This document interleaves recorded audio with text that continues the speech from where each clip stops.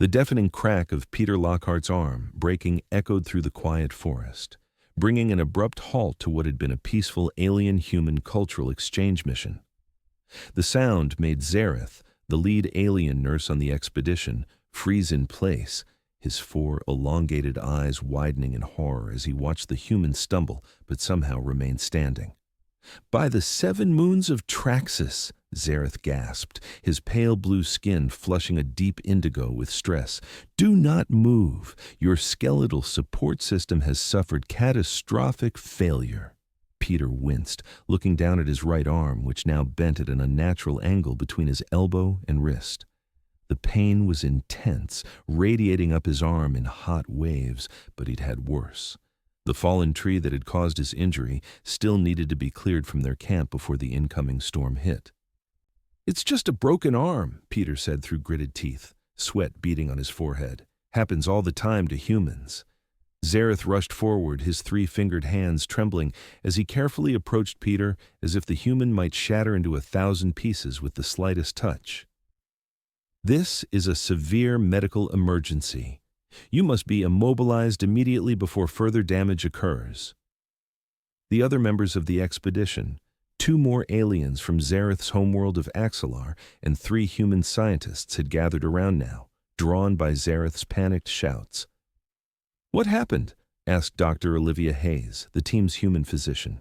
"Tree branch fell while I was trying to clear this deadfall," Peter explained, nodding toward the large tree that had fallen across their camp perimeter.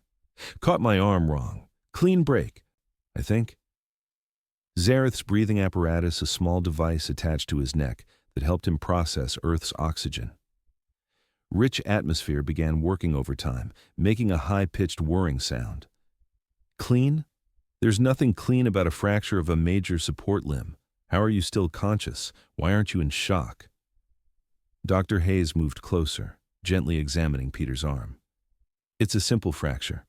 Painful, but not life-threatening for humans." "Not life-threatening?" Xerith's voice jumped an octave. "On Axelar, any break to a primary limb requires immediate surgical intervention and at least 14 cycles of regeneration therapy." Peter couldn't help but smile despite the pain. This cultural exchange program was turning out to be more educational than anyone had expected. The Axelarians had arrived on Earth just 6 months ago, establishing diplomatic relations and offering to share their advanced medical technology in exchange for learning about human resilience and adaptability. Apparently, they hadn't been exaggerating about their interest in human physiology.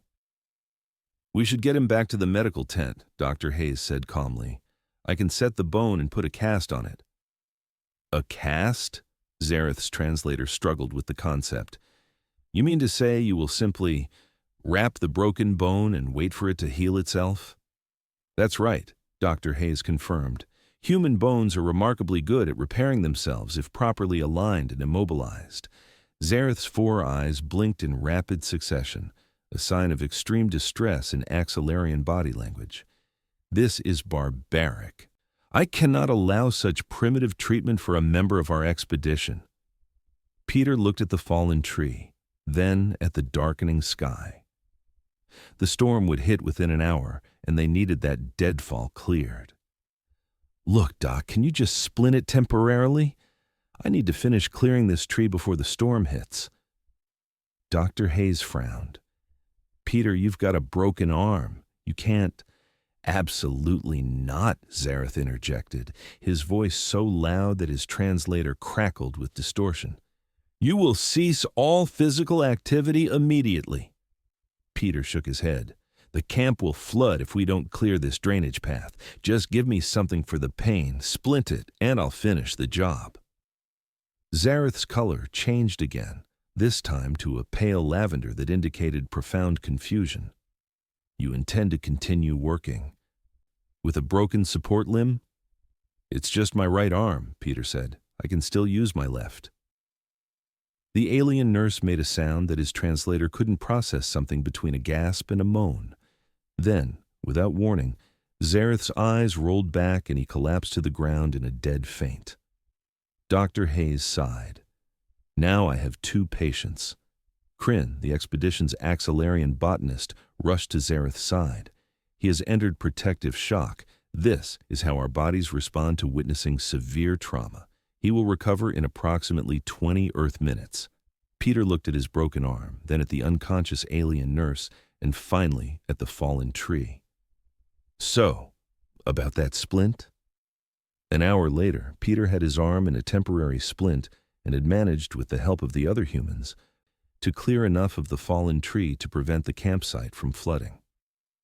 Xerith had regained consciousness but remained seated on a portable medical chair, monitoring Peter's every move with an expression of horror and fascination. "The pain you must be enduring," Xerith murmured, scanning Peter with a handheld medical device. "Your endorphin levels are elevated, but nowhere near what would be required to block such trauma." Peter shrugged his good shoulder as he dragged another branch to the growing wood pile. "The pain meds Dr. Hayes gave me are helping. Besides, we humans are pretty tough when we need to be." "But why do you need to be?" Xerith asked, genuine confusion in his voice. "We have tools, machines. Why risk further injury?" Dr. Hayes approached, wiping dirt from her hands. "Sometimes human circumstances don't allow for the ideal medical response, Xerith. Throughout our history, people have had to continue functioning despite injuries." The storm clouds were gathering more quickly now, and a distant rumble of thunder made Xerith's skin ripple with anxiety. "We need more firewood before the rain hits," Peter said, eyeing the pile they'd accumulated. "Not enough to last through the night if the storm's as bad as predicted." Xerith stood up, his long, thin limbs unfolding gracefully. "I will assist. You must rest." Peter smiled. "I appreciate that, but I'm not sure you're built for this kind of work. No offense. Axelarians were indeed not built for heavy labor. Standing about 6 feet tall, they had slender frames with elongated limbs that gave them incredible dexterity, but relatively little strength. Their homeworld had approximately 70% of Earth's gravity, making them even less suited to lifting heavy objects on Earth. "I am a medical professional," Xerith said with determination. "If you insist on this potentially harmful activity, then I must minimize the risk." Before Peter could respond, Xerith removed a slender metal rod from his medical kit and pressed a button on its side. The rod expanded and transformed into a supportive exoskeleton for his right arm. "This will augment my lifting capacity by 60%, Xerith explained. "I use it for moving incapacitated patients." Peter nodded, impressed. That could be helpful. Together, they began collecting more wood from the fallen tree. Peter showed Xerith how to identify the driest pieces that would burn best. The alien was a quick study, and despite his continued concerns about Peter's condition, they worked efficiently as a team. As they worked, the first heavy drops of rain began to fall. Peter looked up at the darkening sky, feeling the pressure changing. "We need to hurry." Xerith nodded, his movements becoming more urgent. He reached for a particularly large branch, straining against it with his exoskeleton-enhanced arm. Suddenly, there was a sharp snapping sound, not wood breaking, but something metallic. "Oh no," Xerith said, his voice oddly calm before erupting into a high-pitched wail. "My support apparatus is fractured." Peter hurried over to find that the alien's exoskeleton had indeed broken at the joint, hanging uselessly from his slender blue arm. "Are you hurt?" Peter asked, concerned. Xerith's breathing apparatus whirred frantically. "No, but my medical equipment is damaged. This is catastrophic. We have limited replacement parts, and without full medical capabilities, how will I treat your injuries or any others that occur?" The rain was falling harder now, and thunder crashed overhead. They needed to get back to camp with the wood they'd gathered. "It's okay," Peter assured him. "Dr. Hayes can handle most human medical needs, and I'm sure your team brought backup equipment." Xerith was staring at his broken exoskeleton with all 4 eyes, seemingly in shock again. "This model was customized for my physiology. A replacement would take weeks to fabricate even on our ship." Peter made a quick decision. He tucked his splinted arm against his chest and reached down, grabbing a bundle of firewood with his good arm. "What are you doing?" Xerith asked, horrified. "You must not carry weight." "We need this wood," Peter said simply. Then, seeing Xerith's continued distress over his broken equipment, he added, "Here, let me help you with that too." Before Xerith could protest, Peter had tucked the broken exoskeleton under his splinted arm, using the immobilized limb as a sort of shelf to transport the alien's damaged equipment. This is... Xerith seemed at a loss for words as his translator struggled to keep up with his rapid speech. "You're using your fractured limb to transport my broken medical device? This defies all medical logic." "Not really," Peter said as they started walking back toward camp, rain now falling steadily around them. "The splint keeps the bone from moving, and carrying something light and balanced like this doesn't put stress on the fracture." Xerith hurried alongside him, his longer legs easily keeping pace. "On my world, someone with your injury would be immediately placed in a healing chamber for at least 7 days. "Well, we don't have healing chambers here," Peter replied, "but we do have casts, pain medication, and the ability to adapt." They reached the camp just as the rain turned into a downpour. The other team members had secured the tents and equipment, and a small fire was already burning under the protection of their communal shelter. "You're both soaked," Dr. Hayes said as they dumped their wood on the protected pile. She immediately noticed Peter's creative use of his splinted arm. "Peter, what are you doing?" "Being efficient," he replied with a grin, carefully removing the broken exoskeleton from under his splinted arm and handing it to Xerith. The alien nurse took his damaged equipment, still looking bewildered. "Dr. Hayes, I must insist that Peter receive proper medical treatment now. A permanent immobilization device at minimum." "I agree," she said, giving Peter a stern look. "I've got the casting materials ready in the medical tent." As Dr. Hayes led Peter away, Xerith followed, still clutching his broken exoskeleton. Inside the tent, as Dr. Hayes prepared to remove the temporary splint and apply a proper cast, Xerith observed with intense interest.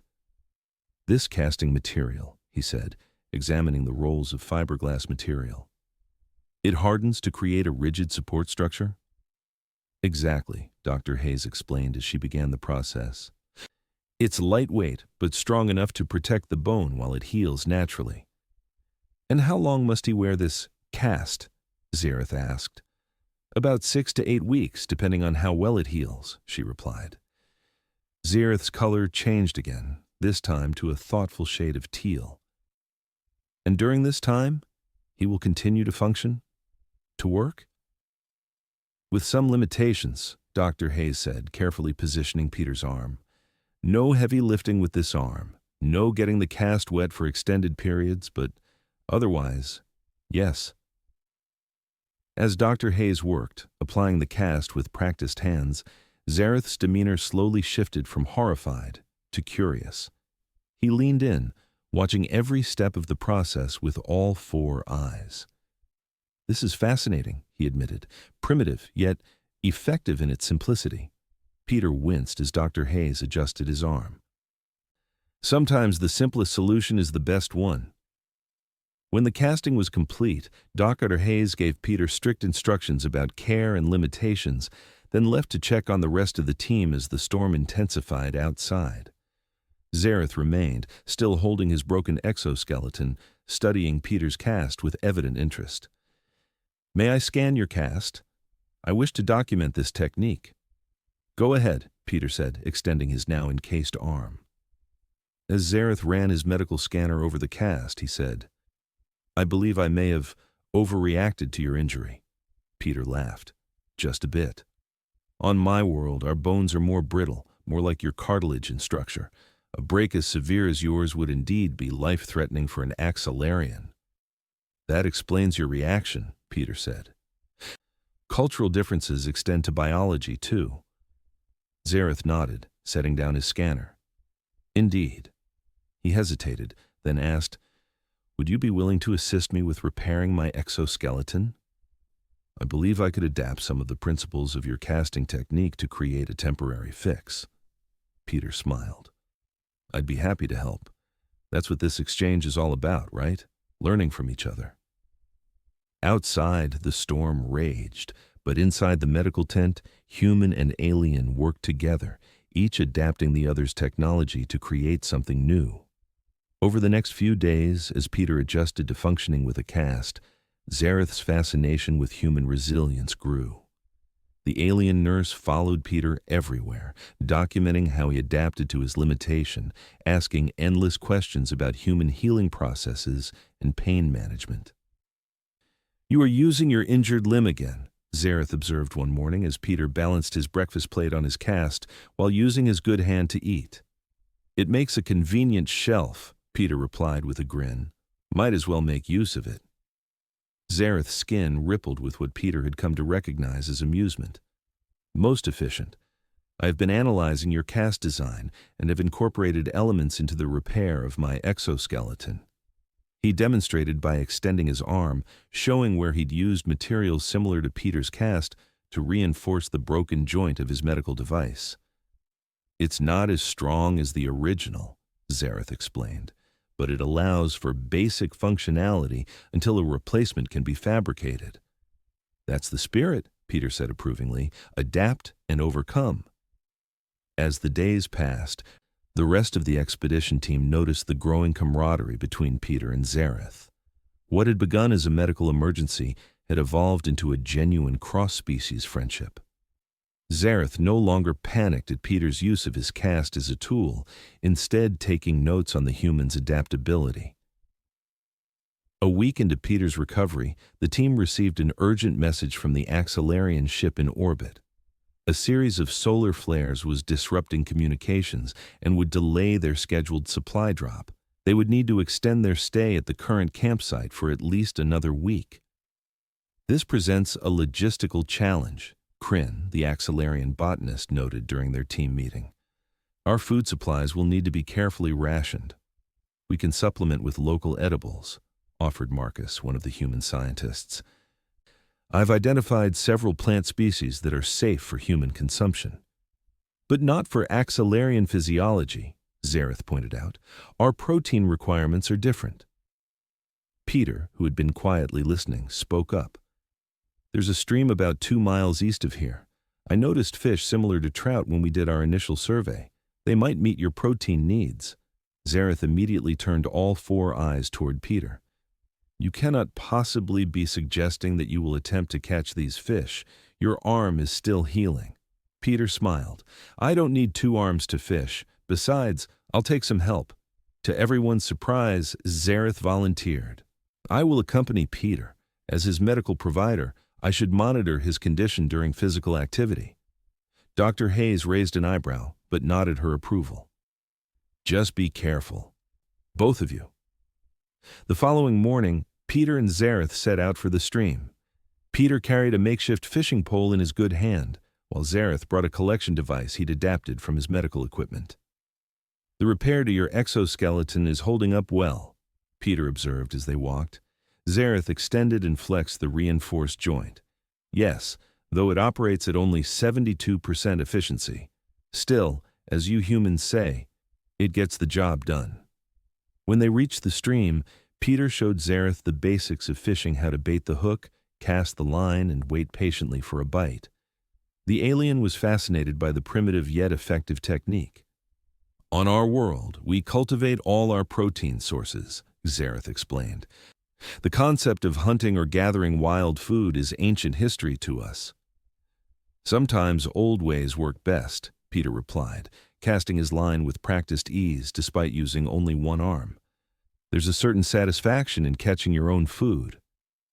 As they fished, Xerith continued his questions about human physiology. "Your bones are remarkable. Not only do they heal themselves, but they actually grow back stronger at the break point." "That's right," Peter confirmed. "The body lays down extra calcium at the fracture site, makes it tougher than before." "Fascinating," Xerith murmured. "Our medical technology focuses on preventing injury rather than adapting to it. Perhaps there is wisdom in both approaches." They had been fishing for about an hour, with several good-sized fish already collected in Xerith's container, when a sudden movement in the underbrush caught their attention. A large earth deer burst from the foliage, startled and running directly toward them. Peter had just enough time to shout a warning before the deer crashed into Xerith, sending the slender alien tumbling down the embankment toward the stream. Peter dropped his fishing pole and rushed to the edge just in time to see Xerith splash into the water. "Xerith!" he called out. "Are you okay?" The alien was struggling in the current, his long limbs thrashing.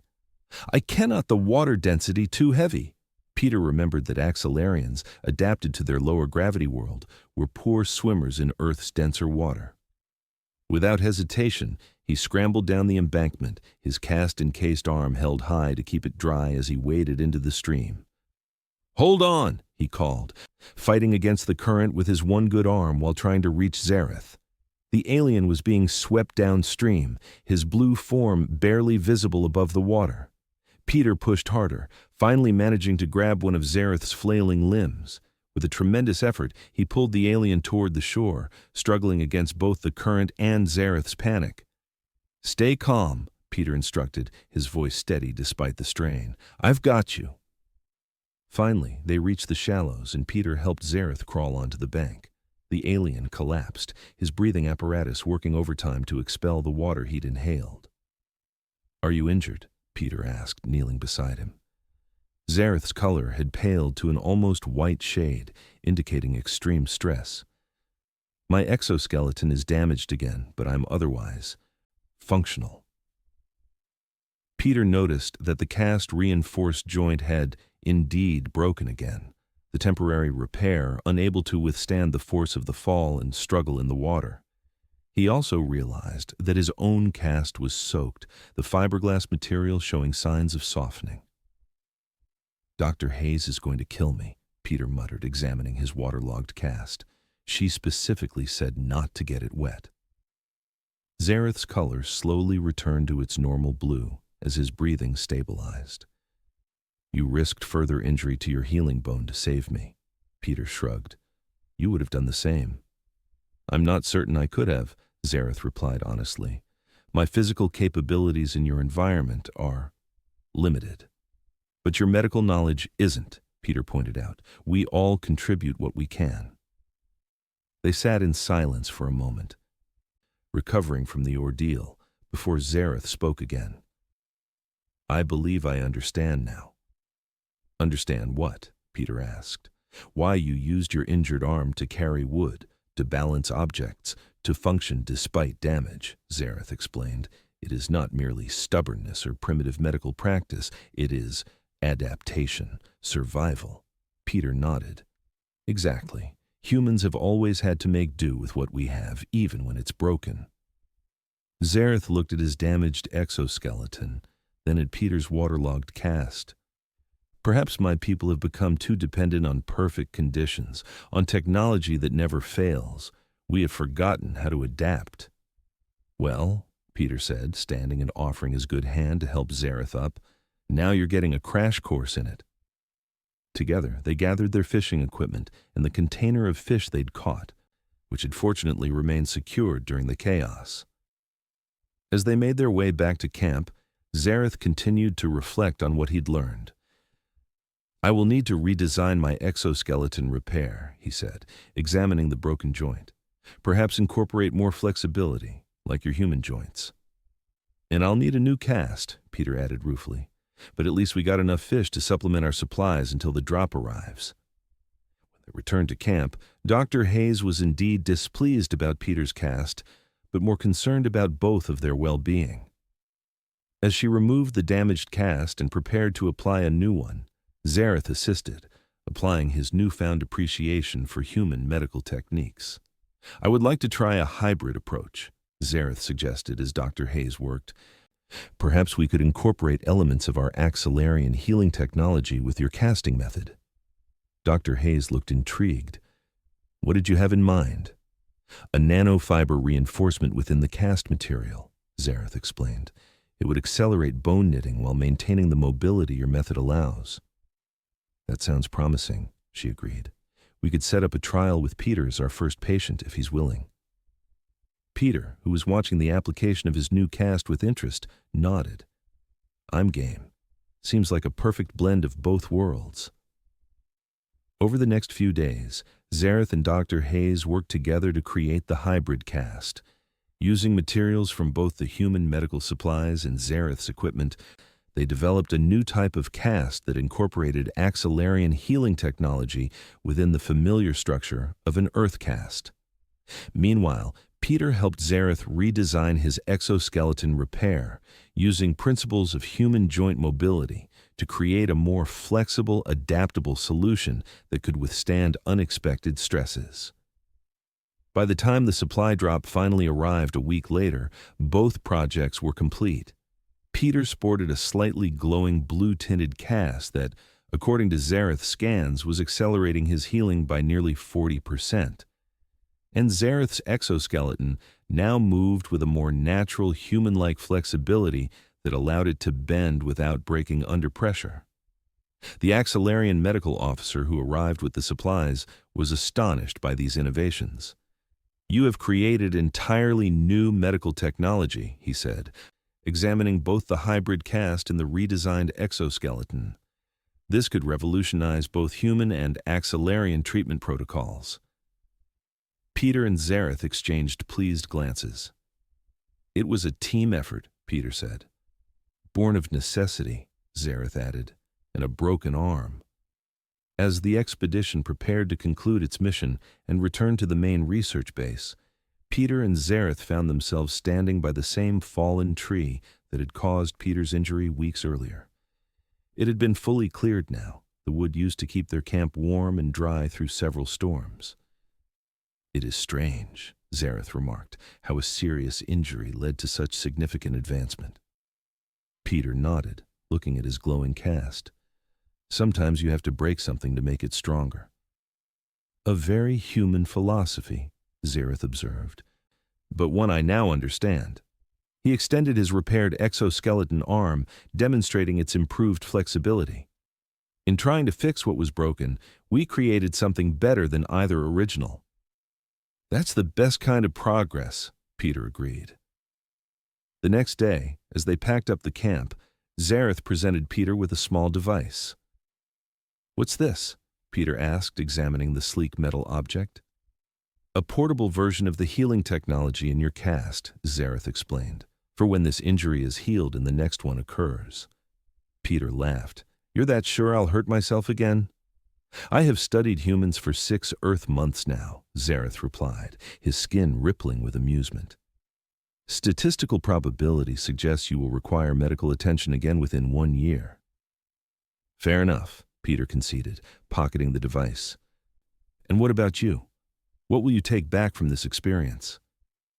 Xerith's 4 eyes blinked in sequence, a gesture Peter had come to recognize as thoughtful consideration.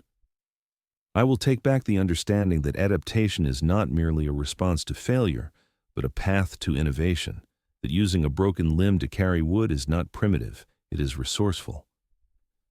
As the transport ship descended to retrieve the expedition team, Peter looked at his cast one last time. In 6 more weeks it would be removed, revealing a fully healed bone stronger at the breakpoint than it had been before. "You know," he said to Xerith as they boarded the ship, "in human medicine, we have a saying, healing is not a science, but the intuitive art of wooing nature." Xerith's translator took a moment to process this, then he responded, "And in Axelarian medicine, we may now add, sometimes the broken path leads to better destinations." The ship doors closed behind them, carrying away not just the expedition team, but the beginnings of a medical revolution, one that started with a panicked alien nurse, a broken arm, and some wood that needed to be carried. 3 months later, in the joint human Axelarian medical facility established on Earth, Peter stood watching as Xerith demonstrated their hybrid casting technology to a group of medical professionals from both species. Peter's arm had healed completely, the bone indeed stronger at the fracture site than before. Xerith's exoskeleton design had been officially adopted by the Axelarian Medical Corps and was being manufactured for use throughout their fleet. The key innovation, Xerith was explaining to the assembled doctors, was not in the materials themselves, but in the philosophy behind them. By combining human adaptability with Axelarian precision, we created a treatment protocol that honors both approaches. After the presentation, as the medical professionals crowded around to examine the technology more closely, Xerith approached Peter. "Your arm functions at full capacity now?" he asked, running a quick scan with his medical device out of habit. "Good as new," Peter confirmed, flexing his arm. "Better, actually. I can feel the difference when lifting heavy objects." Xerith nodded, satisfied. "The fusion of our technologies worked exactly as predicted." Peter smiled. "Not bad for an emergency field treatment invented because I needed to carry some wood." "Indeed," Xerith agreed, "though I still maintain that your initial approach was medically unsound." "But effective," Peter countered. "Yes," Xerith conceded, his skin rippling with amusement. "Surprisingly effective." As they walked together toward the facility's cafeteria, Xerith added, "Our next joint expedition is scheduled to begin in 2 weeks. The research team will be studying the mountain regions." "Lots of heavy rocks to move up there," Peter noted with a grin. "Better bring extra exoskeletons." Xerith's color shifted briefly to the lavender of mild alarm before settling back into its normal blue. "And perhaps you should bring extra casting material, just in case." "That's the spirit," Peter laughed. "Planning for the worst while hoping for the best, a truly cross-species approach." Together, they continued down the hallway, a human and an alien united by a broken arm. Some carried wood, and the discovery that sometimes the most profound connections form not despite our differences, but because of them.